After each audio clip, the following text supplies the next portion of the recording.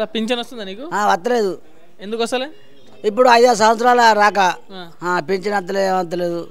ఎన్ని ఏళ్ళు ఉన్నాయి నీకు? నాకు 70 ఉంటుంది సార్.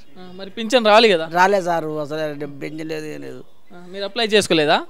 చేసిన అయితే 1000 రూపాయలు అడిగిన సార్ వాళ్ళు. నేను పింఛన్ తెప్పిస్తా 1000 రూపాయలు ఇవి అన్నారు. నాకు అక్కడ 1000 రూపాయలు లేవు, నేను పింఛన్ ఇవ్వాలి, పింఛన్ ఇస్తలేరు వాళ్ళు. 1000 రూపాయలు ఇస్తే పింఛన్ ఇస్తామన్నారా? అన్నారు. అంటే ఇలా అన్నారు సార్, ఇలా అన్నారు. మరి నీకు ఇప్పుడు రేవంత్ రెడ్డి మనకి 6 గ్యారెంటీలు అన్నాడు కదా, 6 గ్యారెంటీలు వస్తున్నాయా? వస్తలేవు సార్. ఎక్కడ ఏవి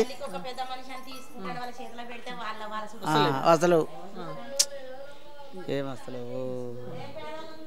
పింఛన్ వస్తుందా? రాలేదు. నీకు ఎన్ని ఏళ్ళు ఉన్నాయి? 75 ఉన్నాయి. మరి పింఛన్ రాలిగా? రాలేదు. 3 మాటల పెట్టబట్టి రాలేదు. 3 సార్లు అయింది, క్యాన్సిల్ అయిందా? క్యాన్సిల్ అవుతుంది. రాసినవి అక్కడనే పోతున్నాయి. ఈ ఆన్లైన్లో బుక్ చేస్తే కూడా రాలేదు.